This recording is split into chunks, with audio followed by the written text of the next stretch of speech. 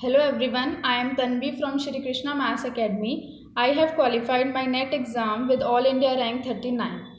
In our previous video, we have done complete solutions of linear algebra of NET June 2019, and again I am here with the solutions of linear algebra of December 2019. Complete solution, that is whole part B and whole part C.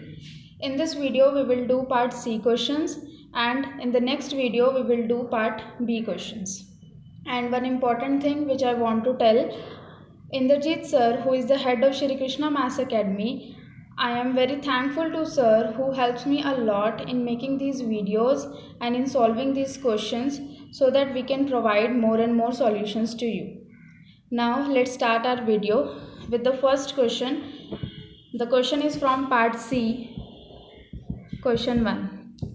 Question 1 says, let A belongs to M3R and let X is equals to C belongs to GL3R such that CAC inverse is triangular.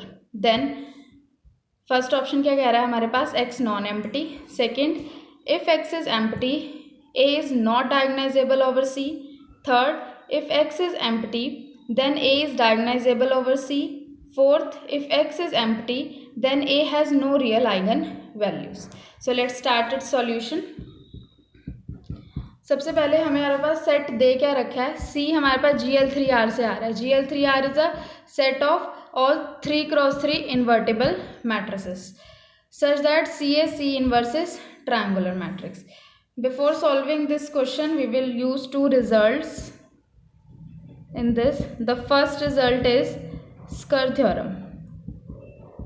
This theorem states that every matrix is similar to a triangular matrix over C. This first result. And second result we will use in this question is a matrix A whose characteristic polynomial splits into linear factors over the field F if and only if A is similar to a triangular matrix over the same field. Okay so अब हमारे पास क्या कह रही है, x set में C GL3R से ले रहे हैं such that CAC inverse is triangular. तो मैं इसको ऐसे लिख लेती हूँ, CAC inverse is equal to some triangular matrix AT. Okay अब इसका क्या मतलब हुआ कि A जो है वो क्या है, similar to a triangular matrix. अब हमें पता है कि हर एक मैट्रिक्स सिमिलर होती है ट्रायंगुलर मैट्रिक्स की ओवर C. तो अगर तो ये ओवर कॉम्प्लेक्स फील्ड बात करता तो A हमेशा हमारे पास कैसी आती, similar to a triangular matrix. और A अगर सिमिलर है ट्रायंगुलर मैट्रिक्स के, इट मीन्स हमारे पास हमेशा एक C ऐसा एग्जिस्ट करेगा such that CAC inverse is equals to T. अगर A सिमिलर है to a triangular matrix then हमारे पास एक C ऐसे एग्जिस्ट करेगा which is invertible matrix such that CAC inverse is a triangular matrix. तो अगर ओवर फील्ड C की बात करता तो ये हमारे पास हमेशा सेट कैसा आता, नॉन एम्प्टी. क्योंकि हमेशा अगर हमारे पास C ऐसा एग्जिस्ट कर जाएगा तो ये सेट कैसा होगा, हमेशा नॉन एम्प्टी होगा ये सेट. पर ये ओवर फील्ड C की बात होगी. अगर मैं ओवर R की बात करूँ, अगर हम ओवर R की बात करें, ठीक, तो अगर हम ओवर R की बात करें तो जैसे मैंने ये मैट्रिक्स कंसिडर करी है, एक मैट्रिक्स A लिए 0 -1 0 1 0 0 0 0 0 3x3 की मैट्रिक्स लिए. अब इस मैट्रिक्स की आइगन वैल्यूज़ क्या है हमारे पास, plus minus iota and 0. Okay इस मैट्रिक्स की आइगन वैल्यूज़ ये आ जाएंगी प्लस माइनस आइटा और 0. अब ये वाली जो आइगन वैल्यूज़ है इसकी आइगन वैल्यूज़ कैसी आ गई, कॉम्प्लेक्स में चली गई. इट मीन्स हमारे पास जो इसका कैरेक्टरिस्टिक पॉलिनोमियल है वो ओवर R स्प्लिट नहीं हुआ. ठीक है, यानी हम सेकंड रिजल्ट पे आते हैं अपना. हम एक मैट्रिक्स जिसका कैरेक्टरिस्टिक पॉलिनोमियल लीनियर फैक्टर में स्प्लिट होता है ओवर द फील्ड, तो हम उसे सिमिलर बोलते हैं to a triangular matrix over that field. तो अगर इस फील्ड अब हम कौन सी लेके चल रहे हैं, आर। तो अब इसका करेक्टरिस्टिक पॉलिनोमियल आर में लीनियर फैक्टर्स में स्प्लिट नहीं हुआ है। इट मीन्स ए जो है वो हमारे पास सिमिलर नहीं है टू अ ट्रायंगुलर मैट्रिक्स। तो यहाँ से हम क्या कह सकते हैं, A is not similar to a triangular matrix. Okay, अब ए सिमिलर नहीं है ट्रायंगुलर मैट्रिक्स के, इट मीन्स ऐसा कोई सी नहीं एग्जिस्ट कर रहा such that C A C inverse क्या हो जाए, हमारे पास कोई ट्रायंगुलर मैट्रिक्स के इक्वल हो जाए। अगर ऐसा कोई सी एग्जिस्ट नहीं कर रहा हमारे पास, इट मीन्स हमारा सेट कैसा हो गया, एक्स सेट कैसा हो गया हमारे पास, एम्प्टी। अगर ऐसा कोई सी एग्जिस्ट नहीं कर रहा, सॉरी, तो एक्स हमारे पास कैसा हो गया, एम्प्टी सेट।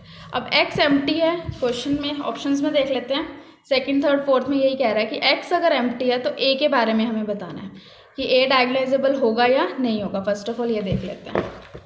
अब जो ए मैट्रिक्स है वो हमारे पास कैसी है, 3x3 की मैट्रिक्स है और इसकी आइगन वैल्यूज़ कैसी आ रही हैं, प्लस माइनस आइटा और 0, मीन्स डिस्टिंक्ट आइगन वैल्यूज़ आ रही हैं। तो अगर किसी भी मैट्रिक्स की हमारे पास कैसी हैं, डिस्टिंक्ट आइगन वैल्यूज, तो वो मैट्रिक्स हमेशा कैसी होती है, ओवर दैट फील्ड, जिस फील्ड। अब ये मैट्रिक्स जो है वो डायगोनलाइजेबल होगी पर ओवर आर नहीं होगी डायगोनलाइजेबल, ये ओवर सी डायगोनलाइजेबल होगी क्योंकि ये डिस्टिंक्ट फैक्टर्स जो हैं ये ओवर सी आ रहे हैं। ठीक, तो अब यहाँ से हम क्या कह सकते हैं, सेकंड ऑप्शन में क्या कह रहा है। अब फर्स्ट तो वो कह रहा है कि एक्स इज नॉन एम्प्टी, तो एक्स नॉन एम्प्टी होगा पर फील्ड कॉम्प्लेक्स में ही होगा, यानी कि फील्ड रियल में इट कैन बी एम्प्टी, तो फर्स्ट तो नहीं होगा। सेकंड में कह रहा है एक्स एम्प्टी है तो A is not diagonalizable over C. अभी हमने देखा कि अगर एक्स एम्प्टी होगा तो ए हमारे पास कैसा आ रहा है, diagonalizable over C. Fourth option में क्या कह रहा है, if X is empty then A has no real eigen values. Let's check this. अब ए जो है वो हमारे पास कैसी आई है, 3x3 की मैट्रिक्स आई है। अगर हमारे पास 3x3 की मैट्रिक्स है तो इसका करेक्टरिस्टिक पॉलिनोमियल हमारे पास 3 डिग्री का आएगा। 3 डिग्री का करेक्टरिस्टिक पॉलिनोमियल आएगा इसके पास हमेशा, और हमें पता है अगर 3 डिग्री का करेक्टरिस्टिक पॉलिनोमियल है तो उसके पास एक तो रियल रूट होगा प्लस 2 उसके पास कॉम्प्लेक्स कॉन्जुगेट टाइप रूट्स होंगे। ठीक, इट मीन्स तीनों के तीनों रूट्स कैसे होंगे, डिस्टिंक्ट। अगर उसके बाद 3 डिस्टिंक्ट रूट्स हैं तो ऑब्वियसली वो कैसी होगी, डायगोनलाइजेबल होगी। ऑब्वियसली वो मैट्रिक्स कैसी होगी, डायगोनलाइजेबल होगी ओवर जिस फील्ड की हम बात कर रहे हैं, ओवर सी। ठीक, और 3 डिग्री का है तो एक रियल रूट तो उसका हमेशा एग्जिस्ट करेगा ही करेगा। तो फोर्थ ऑप्शन में वो कह रहा है कि ए के पास कोई रियल आइगन वैल्यू नहीं होगी, जबकि ऐसा नहीं है। तो थर्ड ऑप्शन भी, फोर्थ ऑप्शन भी हमारा रॉन्ग हो गया। तो आंसर बना इसका option number 3। Let's move to the next question. Next question is which of the following statements regarding quadratic form in 3 variables are true? The first option is any two quadratic forms of rank 3 are isomorphic over R. Any two quadratic forms of rank 3 are isomorphic over C.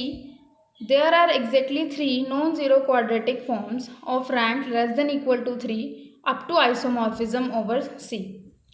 There are exactly 3 non-zero quadratic form of rank 2 up to isomorphism over R and C. So let's start its solution. तो सबसे पहले ये हमें quadratic form के isomorphism की बात कर रहा है ओवर आर और ओवर सी। तो इसके लिए हमारे पास रिजल्ट होता है, क्या कहता है हमें result, 2 quadratic forms are isomorphic, या आप इसको इक्विवेलेंट भी कह सकते हैं, आइसोमॉर्फिक और equivalent over R if and only if they have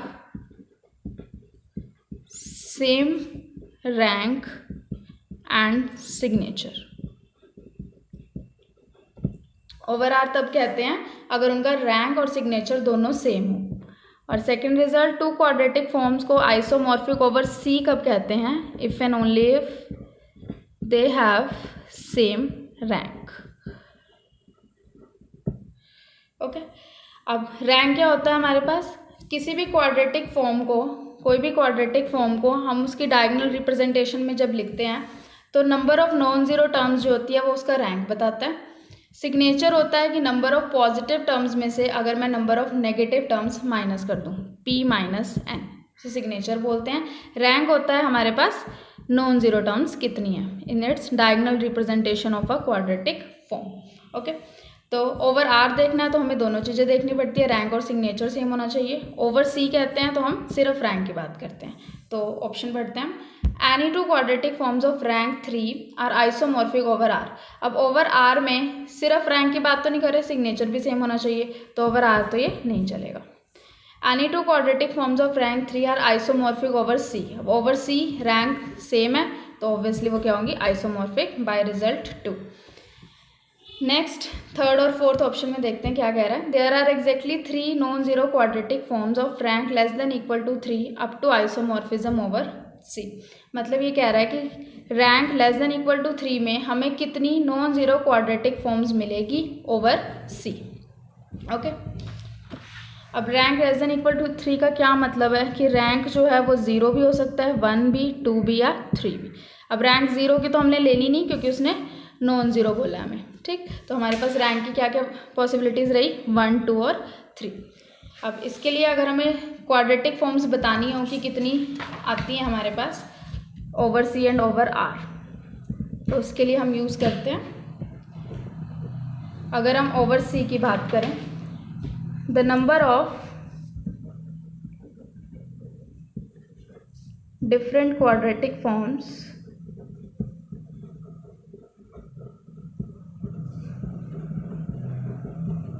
in n variables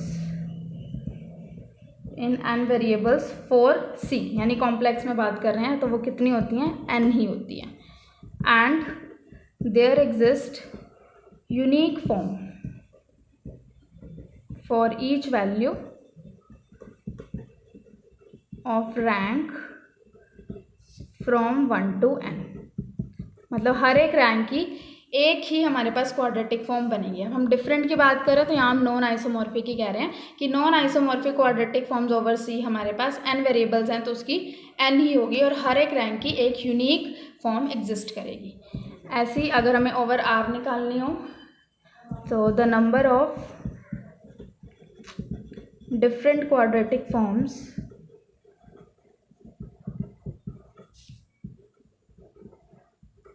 in n variables for r is, इसका हमारे पास फॉर्मूला होता है n इंटू n प्लस 3/2। इतनी फॉर्म्स एग्जिस्ट करती हैं। ओके, अब हम अपने क्वेश्चन पे आते हैं। क्वाड्रेटिक फॉर्म्स हमें कितने वेरिएबल्स में बोलिए उसने, 3 वेरिएबल्स में।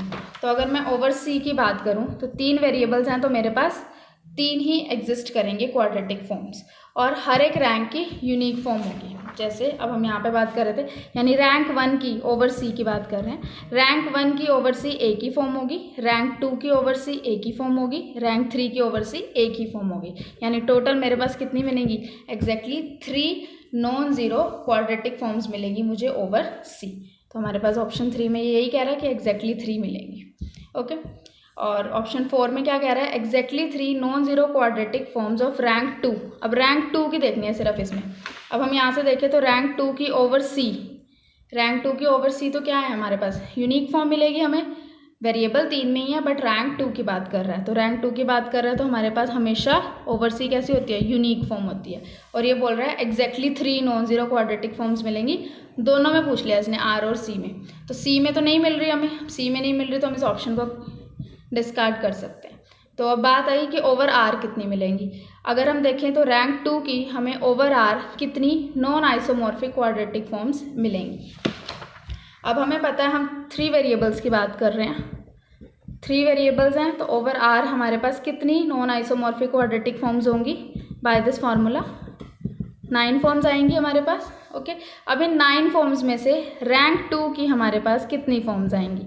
अब रैंक 2 की बात करें 3 वेरिएबल में तो रैंक 2 की हमारे पास 3 फॉर्म्स आती हैं, नॉन आइसोमॉर्फिक 3 फॉर्म्स आती हैं। जैसे हम 3 वेरिएबल्स ले लिए, मान लो मैंने y1, y2, y3, तो इसकी 3 फॉर्म्स कौन कौन सी बनेंगी, y1 square plus y2 square minus y1 square plus y2 square and minus y1 square minus y2 square.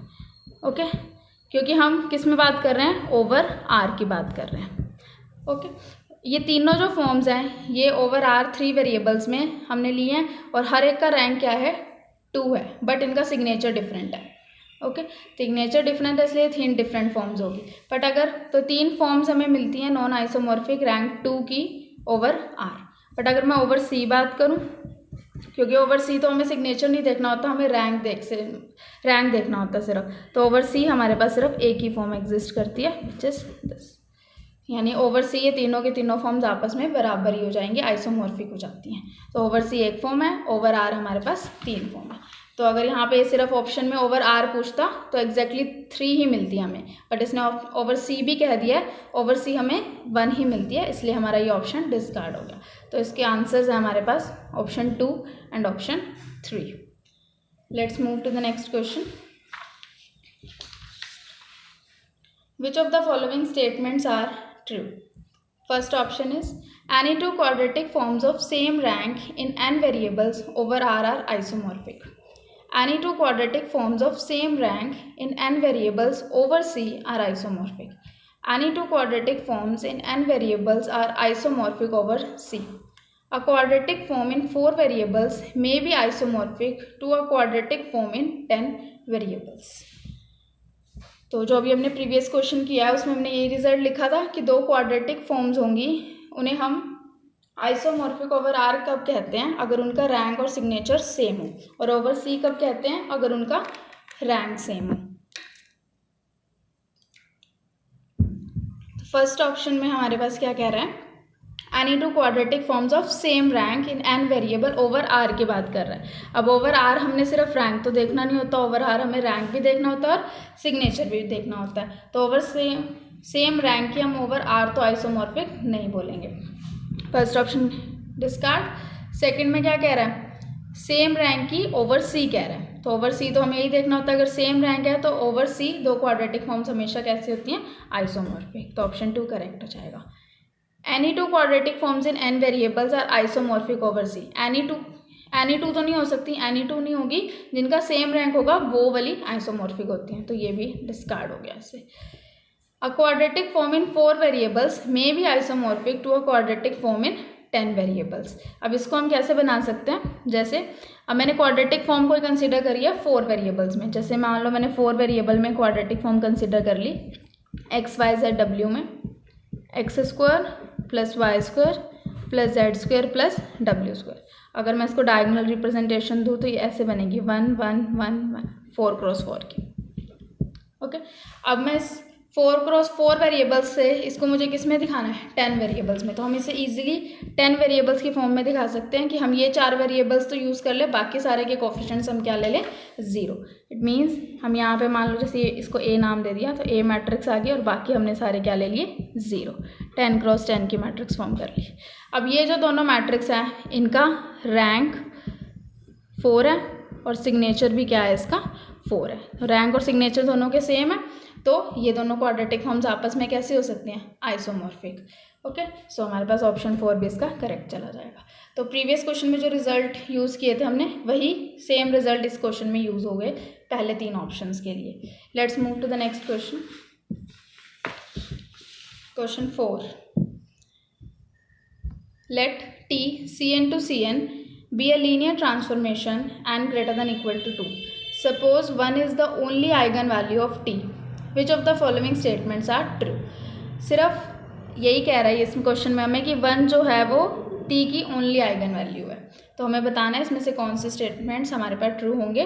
T की power k is not equal to i for any k belongs to natural numbers, T minus I raised to power n minus 1 equal to 0, T minus I power n equal to 0, T minus I power n plus 1 equals to 0। Let's solve this question. अब वो हमें कह रहा है कि सिर्फ 1 ही है eigen value of T। सबसे पहले हम फर्स्ट ऑप्शन को देखते हैं। T की पावर k क्या कभी आइडेंटिटी नहीं हो सकती? अगर मैं T को आइडेंटिटी मैट्रिक्स ही कंसिडर कर लूँ तो T की पावर k कोई भी नेचुरल नंबर के लिए हमेशा ही क्या देगी? आइडेंटिटी। आइडेंटिटी मैट्रिक्स हम ले सकते हैं बिकॉज आइडेंटिटी मैट्रिक्स की सिर्फ 1 ही होती है हमारे पास आइगन वैल्यू, तो T की पावर k जो है आइडेंटिटी आएगी for all k belongs to natural number. तो फर्स्ट ऑप्शन तो यहीं से फेल हो गया हमारे पास। नेक्स्ट, अब हम T माइनस आई की बात करते हैं। अब जो T है उसकी तो आइगन वैल्यू क्या है? 1 is the only eigen value. Okay, तो T माइनस आई की क्या होगी? 1 माइनस 1 यानी 0 is the only eigen value. T minus I जो मैट्रिक्स बनेगी उसकी आइगन वैल्यूज़ क्या होंगी, सारी की सारी ज़ीरो होंगी। तो अगर सारी आइगन वैल्यूज ज़ीरो हैं इट मीन्स हमारे पास क्या हुआ, T minus I is nilpotent matrix. Okay, तो टी माइनस आई हमारे पास क्या आ गई, निलपोटेंट मैट्रिक्स। अब जो टी माइनस आई है ये हमारे पास कितने ऑर्डर की है, एन ऑर्डर की। तो obviously T minus I raise to power N जो है ये हमेशा क्या देगा हमें, ज़ीरो। ओके, तो T minus I raise to power N zero है, तो इसकी कोई बड़ी पावर से बड़ी एन से कोई बड़ी पावर रेज करेंगे तो उस पर भी हमेशा वो क्या देगा, ज़ीरो। तो बड़ी पावर पे हमेशा ज़ीरो देगा, यानी थर्ड करेक्ट, फोर्थ करेक्ट। बचा सेकंड ऑप्शन, क्या छोटी पावर पे वो हमेशा ज़ीरो देगा। छोटी पावर पे ज़रूरी नहीं है कि वो हमेशा हमें ज़ीरो दे। इसका हम इजीली एक एग्जांपल ले सकते हैं, 2x2 में आप फेल कर सकते हो इसे। 1 1 0 1 से मैंने ये ले लिया, ठीक। 1 is the only eigen value of this. T minus I निकाला, अगर मैं टी माइनस आई निकाले यहाँ से तो क्या आ रहा है हमारे पास, 0 1 0 0। और अगर टी माइनस आई 2x2 की मैट्रिक्स है तो टी माइनस आई का स्क्वायर निकालेंगे, तो टी माइनस आई का स्क्वायर मेरे पास क्या आएगा, 0 मैट्रिक्स। तो हम यहाँ से देख रहे हैं कि टी माइनस आई एन क्या है यहाँ पे 2 पे तो 0 है, बट टी माइनस आई की पावर 1 यानी n माइनस 1 पे ये 0 मैट्रिक्स हमारे पास नहीं आ रही। तो ईजिली आप ऑप्शन 2 को फेल कर सकते हो, ठीक। तो यहाँ से हमारा ऑप्शन 2 डिस्कार्ड होगा। तो इसके आंसर्स हुए हमारे पास option number 3 and option number 4। Let's proceed towards next question. Question 5. Let X be a finite dimensional inner product space over C. Let T x to X be any linear transformation. Then which of the following statements are true? T is unitary implies T is self-adjoint. T is self-adjoint implies T is normal. T is unitary implies T is normal. T is normal implies T is unitary. Okay. तो इसमें हमारे पास तीन चीज़ों का basically use है, एक तो self adjoint की बात कर रहा है, एक नॉर्मल और एक यूनिटरी। तो हमें तीनों के बारे में, तीनों की डिफाइंस क्लियर होनी चाहिए कि होते क्या हैं। ओके, अब टी जो है वो एक लीनियर ट्रांसफॉर्मेशन है। अब हमें पता है कि जो बिहेव एक लीनियर ट्रांसफॉर्मेशन शो करती है उसकी मैट्रिक्स रिप्रेजेंटेशन भी वही बिहेवियर शो करती है। तो अगर मैंने इसकी मैट्रिक्स रिप्रेजेंटेशन मान लो मैंने इसके क्या दी, इसके कॉरस्पॉन्डिंग मेरे पास कोई टी मैट्रिक्स आ जाएगी, ठीक है। अब इस मैट्रिक्स को सेल्फ एडजॉइंट, नॉर्मल या यूनिटरी कब कहेंगे। सबसे पहली बात हम ओवर सी की बात कर रहे हैं, सेल्फ एडजॉइंट ओवर सी, इसका मतलब होता है हर्मिशन, हर्मिशन मैट्रिक्स की बात कर रहे हैं। अगर टी सेल्फ एडजॉइंट है over C it means T कैसी है, Hermitian matrix. It means T theta is equals to T, theta is the conjugate transpose है। ओके, सो नेक्स्ट डिफाइन हमने किसकी करी है, नॉर्मल की और यूनिटरी की। तो T इज़ यूनिटरी, अगर T यूनिटरी है, यूनिटरी ट्रांसफॉर्मेशन और यूनिटरी मैट्रिक्स, तो इट मीन्स क्या हुआ, T theta is equal to T theta T equals to identity, unitary की define.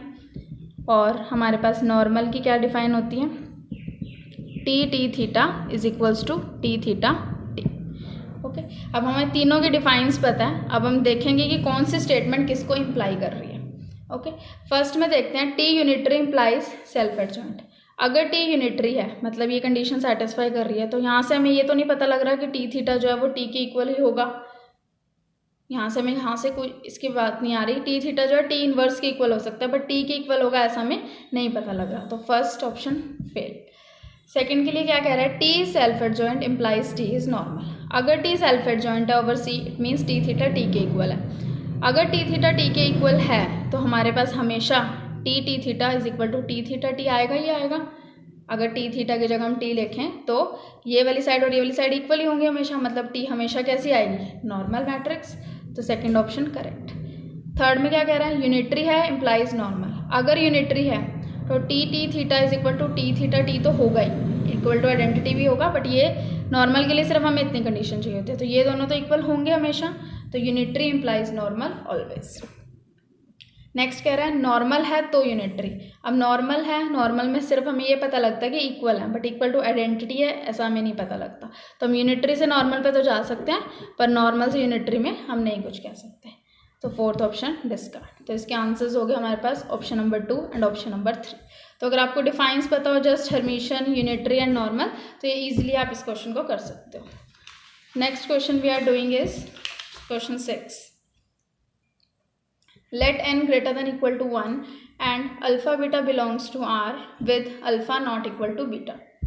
Suppose A and alpha beta Aij is an n cross n matrix such that Aii is equals to alpha and Aij is equals to beta for I not equal to j. Let Dn be the determinant of A and alpha beta. Which of the following statements are true? Dn के बारे में पूछा है, Dn जो कि इस matrix का determinant है कि इसमें से Dn की कौन सी वैल्यू हमारे पास सेटिस्फाई होगी.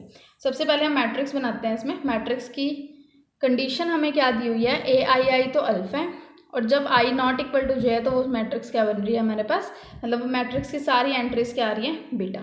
तो हम इजीली अपनी ए एन मैट्रिक्स लिख सकते हैं. ए एन मैट्रिक्स हमारे पास क्या बनी, इक्वल जब आई और आई है मतलब डायगनल में सब जगह क्या आ रहा है, अल्फ़ा, और जो बाकी बची एंट्रीज हैं उसकी जगह सब जगह क्या है, बीटा. यही कहना चाह रहा है मैट्रिक्स, तो हम यहाँ से बना सकते हैं. ठीक, अब बात सारी आ रही है इस मैट्रिक्स के डिटर्मिनेंट की. तो यानी हमें इस मैट्रिक्स का क्या निकालना है, डिटर्मिनेंट, विच इज़ Dn. तो अब हम इस मैट्रिक्स का डिटर्मिनेंट फाइंड करेंगे. Alpha beta beta alpha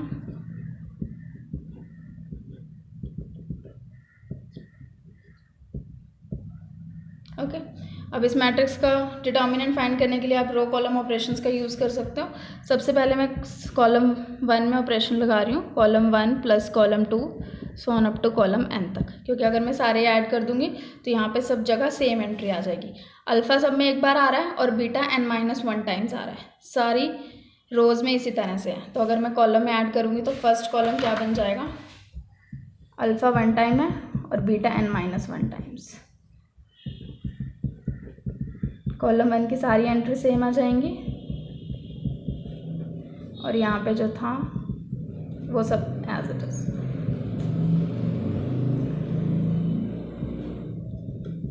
okay. अब कॉलम 1 में से कॉमन लेंगे, alpha plus n-1 into beta. क्या आया हमारे पास, 1 बीटा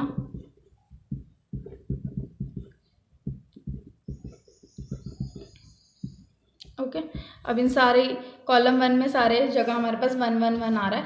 तो अब हम ऑपरेशन यूज़ करेंगे रो 2 में, रो 2 माइनस रो 1, ऐसी रो 3 में भी रो 3 माइनस रो 1. हर एक रो में से हम फर्स्ट रो को माइनस करेंगे. हमारे पास क्या बन जाएगा, first row as it is, second row में क्या आया, 1-1 0, अल्फ़ा माइनस बीटा, और बाकी सारी एंट्रीज क्या हो जाएंगी, 0, क्योंकि बीटा माइनस बीटा चलेगा सब में. ऐसे ही अगर मैं थर्ड वाली में से माइनस करूँगी तो फर्स्ट वाली में 0 0, फिर डायगनल में कुछ अल्फ़ा माइनस बीटा, बाकी सारी एंट्रीज 0. ऐसे ही अगर मैं लास्ट लिखूँ तो 0 0, सिर्फ हमारे पास लास्ट वाली एंट्री आएगी अल्फ़ा माइनस बीटा. ओके. अब इसका डिटर्मिनेंट अब हम देख सकते हैं, सिर्फ डायगनल में एंट्रीज और ये नीचे सारी की सारी जीरो मैट्रिक्स है. तो इस मैट्रिक्स का डिटर्मिनेंट क्या आएगा, 1 इंटू अल्फ़ा माइनस बीटा, ये alpha minus beta n-1 times है. तो हमारे पास क्या आ गया, alpha plus n-1 into beta, और इसके साथ क्या बना, अल्फ़ा माइनस बीटा की पावर n-1. तो हमारे पास ये आ गया इसका डिटर्मिनेंट, विच इज़ Dn. तो अब हमारे पास इसका डिटर्मिनेंट आ गया Dn. और हमें इस क्वेश्चन में ऑप्शंस में देखें तो Dn-1 भी पूछा हुआ इसने, तो यहीं से निकाल लेते हैं. n को n-1 से रिप्लेस करके alpha plus n-2 into beta, alpha minus beta की पावर n-2. तो Dn भी पता है, Dn-1 भी पता है. अब हमें अपने ऑप्शंस चेक करने हैं कि कौन सा ऑप्शन सेटिस्फाई करेगा. फर्स्ट ऑप्शन देखें तो क्या कह रहा है, Dn is equals to alpha minus beta Dn-1 plus beta. तो इसकी मैं एक साइड फाइंड कर लेते हैं. Dn-1 पता है हमें, Dn-1 हमारे पास क्या आया था, alpha plus n-2 into beta, alpha minus beta की power n-2 and plus beta. इसको लिखेंगे तो क्या बनेगा, ये अल्फ़ा माइनस बीटा की power n-1 n-2 beta plus beta. अब ये Dn के इक्वल तो नहीं है ना हमारे पास, Dn की वैल्यूज़ तो हमारे पास क्या है, Dn हमने फाइंड किया था, Dn हमारे पास ये था, तो Dn के इक्वल नहीं आ रहा है यहाँ से. तो फर्स्ट ऑप्शन हमारा इससे फेल हो गया. सेकंड ऑप्शन चेक करते हैं. dn upon alpha minus beta की power n-1 equal to dn-1 upon alpha minus beta की पावर n-2 प्लस बीटा। इसकी साइड चेक करते हैं। dn-1 upon alpha minus beta की पावर n-2 प्लस बीटा क्या आएगा हमारे पास। dn-1 की वैल्यू डालते हैं यहाँ पे,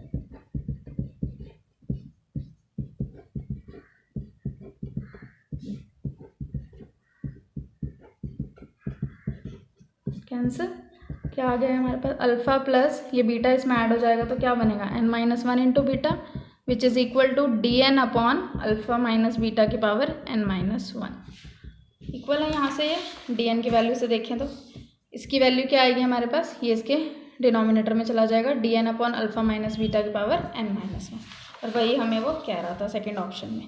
तो सेकंड ऑप्शन हमारा यहाँ से ठीक हो गया। ऑप्शन देख लेते हैं, सेकंड ऑप्शन ठीक हो गया यहाँ से।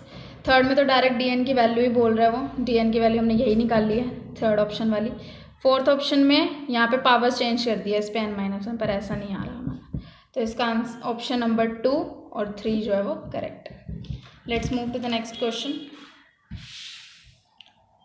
Question number 7, let T R4 to R4 be a linear transformation with characteristic polynomial x minus 2 raised to power 4 and minimal polynomial x minus 2 square. Jordan canonical form of T can be. Jordan form of T बतानी है हमने, इसमें से Jordan form of T कौन सी बनेगी। So let's move towards its solution. अब हम देखें तो हमारे पास T एक लीनियर ट्रांसफॉर्मेशन है, इसका कैरेक्टरिस्टिक पॉलिनोमियल गिवन है हमें x minus 2 raise to power 4 and minimal polynomial given है हमें x माइनस 2 स्क्वायर। ओके, तो अब अगर इसकी पॉसिबिलिटीज़ लिखे, जेसी फॉर्म की पॉसिबिलिटीज़ क्या होंगी, जॉर्डन कैनोनिकल फॉर्म की पॉसिबिलिटीज़ हम कैसे लिखते हैं, जितना मिनिमल में फैक्टर है, मिनिमल में हमारे पास कितना फैक्टर है 2 पावर का फैक्टर है, तो हमारे पास जो सबसे बड़ा ब्लॉक होगा उसका लेंथ कितनी होगी 2, तो सबसे बड़ा ब्लॉक होगा वो 2 क्रॉस 2 का होगा। तो अगर हम इसकी पॉसिबिलिटीज़ लिखें तो क्या बनेगी x minus 2 square, first possibility लिखें, ऐसे ही बन सकती है क्योंकि हमें पावर 4 कंप्लीट करनी होती है। x minus 2 square, x minus 2 square, x minus 2 square, और इसको ऐसे भी लिख सकते हैं लीनियर में, मतलब सबसे बड़ी हमने पावर 2 रखनी है, बाकी उससे पावर हम कम रख सकते हैं। तो 2 पॉसिबिलिटीज़ बनी यहाँ से। तो अगर मैं फर्स्ट में देखूँ, फर्स्ट पॉसिबिलिटी से मेरे पास 2 ब्लॉक्स बनेंगे और दोनों का ऑर्डर क्या होगा 2 क्रॉस 2।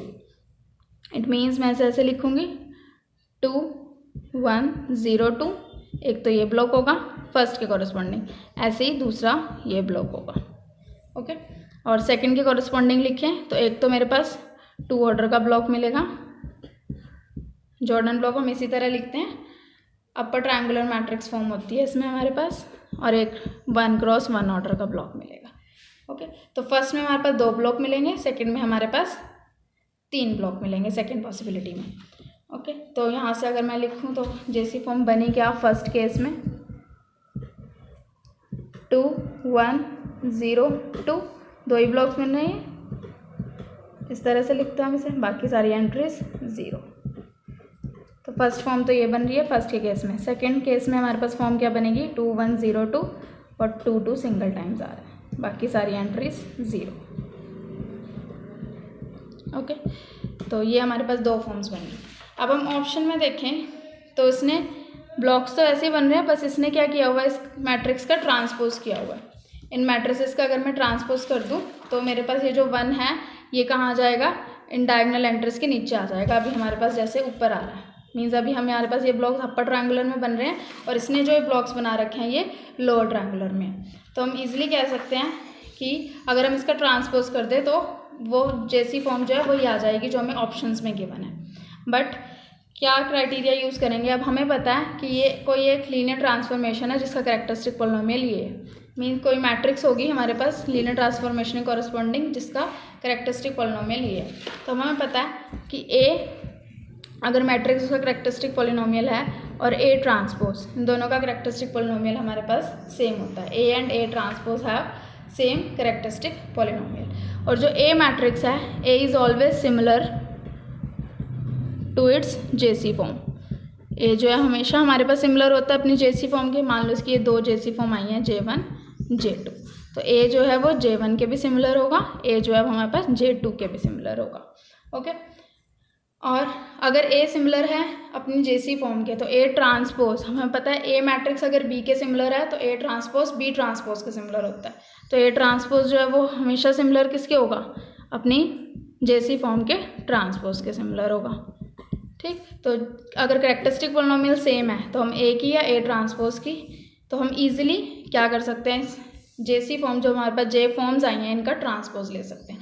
तो अगर आप फर्स्ट वाले का ट्रांसपोज लोगे J1 का ट्रांसपोज, तो हमारे पास क्या बनेगा 2 1 0 0 0 2 0 0 0 0 2 1 0 0 0 2, फर्स्ट फॉर्म यहाँ जाएगी।